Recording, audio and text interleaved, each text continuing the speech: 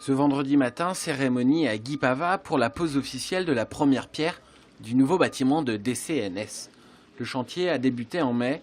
L'imposant bâtiment de 9300 mètres carrés doit accueillir une partie des salariés de DCNS qui travaillent dans la base navale de Brest. Ce bâtiment, il va accueillir 500 personnes, moitié la direction des services d'information, c'est-à-dire tous ceux qui travaillent sur les services informatiques de la société, et pour moitié l'ingénierie de nouveaux développements dans les énergies marines renouvelables.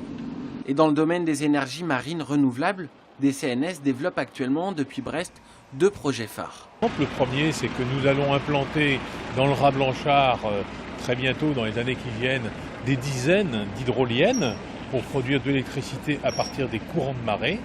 Et deuxième exemple, nous avons obtenu il y a 2 jours une subvention européenne pour réaliser une installation de fourniture d'électricité à partir de l'énergie thermique des mers, c'est-à-dire à différentes températures qui existent entre les eaux de surface et les eaux de profondeur en zone tropicale. L'expert naval emploie sur Brest 2800 personnes.